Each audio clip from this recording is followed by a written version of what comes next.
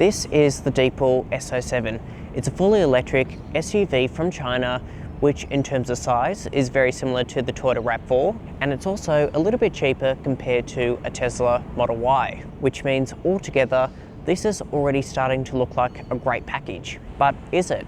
Well, in this full detailed review, I'm going to talk about everything that is good about it and also run you through some of the things that aren't so great about it. And I'm also going to drive this to Cessnock, New South Wales from Sydney's CBD to give it a full range test. And of course, before we start, please like, share, subscribe and hit that bell, and let's get straight into the video. Right, starting off with a brief overview. For now, this is only available in one model variant, which is priced just under $54,000 before on-road costs. And in terms of options, there are 7 external colours to pick from.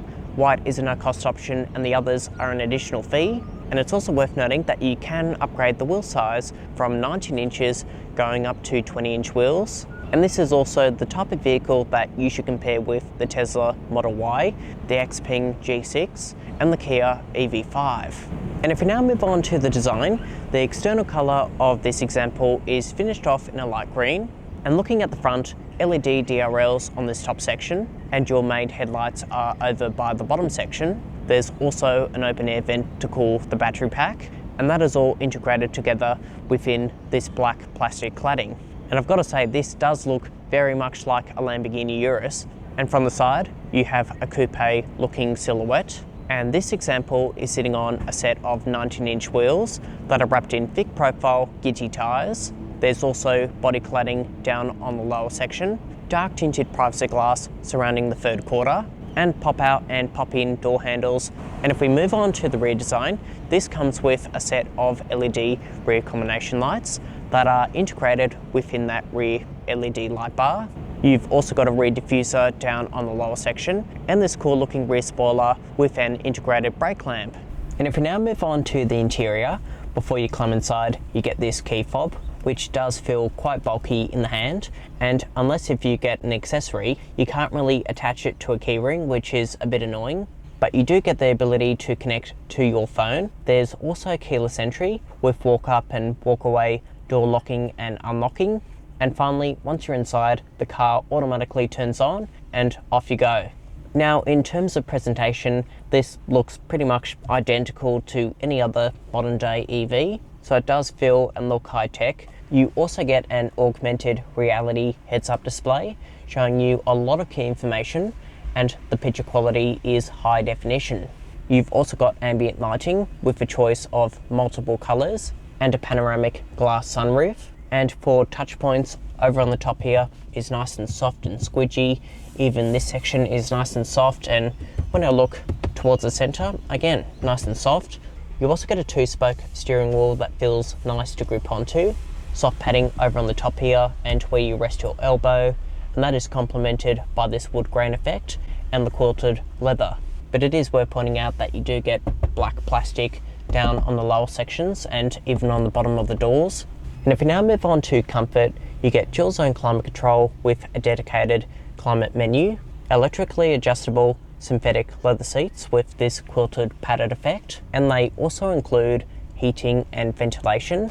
And for the driver, there's power lumbar support, a manually operated tilt and reach steering column, and finally the steering wheel can also be heated.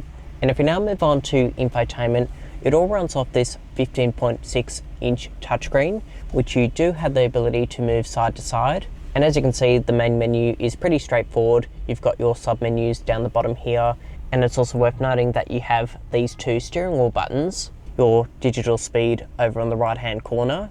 And if I go into this menu, that takes you into your main applications. And you can also integrate driver profiles within the system. Now moving on to key features, there's AM, FM, DAB digital radio. You also have USB, Bluetooth, and of course wireless Apple CarPlay and Android Auto. This is what the CarPlay looks like, and as you can see, that works pretty well within the system.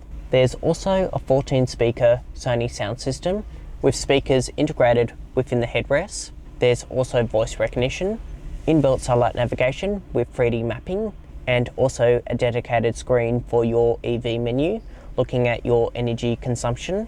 And looking over on the left hand side, as you can see, the car is connected, which means the Deepal does have the ability to receive software updates. And you've also got an inbuilt dash cam that records 4 different cameras around the car. And there's also an interior camera. And if we go into the drive modes, you've got Eco, Comfort and Sport. And you can also customize that to how you want the car to perform. There's also a hill descent control and a comfortable parking mode. So it is configurable from that perspective. And if we move on to safety, if I just flick it into reverse, as you can see, this comes with a 360-degree camera system with multi-angle views and even your gutter views. In addition to that, there are also front and rear parking sensors, a rear cross traffic alert, a driver fatigue monitoring system, blind spot monitoring on the 2 wing mirrors, adaptive cruise control with stop and go function, a lane keeping assistant with active steering assist. There's also a lane departure warning, and finally, if I open the doors, a safe exit warning assist, which is going to alert you if an oncoming car is coming your way. Now, when it comes to connectivity, you've got a wireless phone charging pad over by this section that is ventilated, and a spot there for another mobile phone. There's also a decent glove box setup, and down on the lower section, a USB-C, USB-A and a 12-volt socket. And you've also got 2 small cup holders and some decent storage that goes down pretty far deep. And finally, on the doors, decent door bin storage that could also fit a bottle of water. Right, moving on to the back seats. So as you can see, I've got plenty of knee room, toe room and headroom. And in the middle section, thanks to the flat floor, as you can see, again, good knee room, loads of toe room and good headroom as well. Now, in addition to other key features, you've got an air conditioning vent over in the center with a USB-C port and a climate control panel over on the top here with controls to shut that panoramic glass sunroof, and you've also got controls to move the seat forwards and backwards. Now, in addition to that, there are also some mat pockets down on the lower section, additional door bin storage that could also fit a bottle of water, LED lighting over on the top here with a grab handle. And if I fold this down, as you can see, a flip down armrest with 2 small cup holders and a section there for a mobile phone. And finally, when it comes to child seats, there are 2 ISOFIX points on these 2 outboard seats, and right behind me, there are 3 top tether points. And if we now move on to the boot, you get a power operated tailgate, which is a bit slow. It does take some time opening up. But once that tailgate eventually opens, as you can see, there's 445 litres of boot space, and the opening is nice and wide, and you can easily fit a large suitcase back there, or even 2 carry-on suitcases. In addition to that, you also get LED lighting, tie-down hooks, and you can also fold down the rear seats into a 60/40 configuration if you do require some more space. And underneath the boot floor, you're going to find a tyre repair kit for the run flat tyres. And there's also more storage over by the front section, revealing 225 litres of boot space, making this S07 pretty practical. And if we now move on to the battery information, behind this flap you are going to find AC and DC charging, and this also has a claimed driving range of 475 kilometres. And all of the key specifications are on the screen now. So what exactly drives the S07? Well, underneath lies a 79 kilowatt ultra high efficiency battery that is linked with a single speed transmission, sending power to the rear wheels. And when it comes to ownership, you get a 7-year, 160,000 kilometre warranty and an 8-year, 240,000 kilometre warranty for the battery pack. And you also get roadside assistance 12 months complimentary. Right, moving on to the driving impressions. So at the front, there's great forward visibility, decent sized wing mirrors. Side vision is also pretty good. However, rear vision could be a bit better because you do have a bit of a blind spot on that C-pillar, and that rear window could be a bit bigger. So the steering feedback is nice and responsive. The steering feel is nice and light, and you have this 2-spoke leather wrap steering wheel. In terms of acceleration, when you put your foot down, it does get moving, but past 80 kilometers, it doesn't throw you back into your seat like other EVs, but it is quick enough for every occasion. Now, moving on to energy consumption. So the official claim is 18.6 kilowatt hours, and on average, I've achieved 17.2.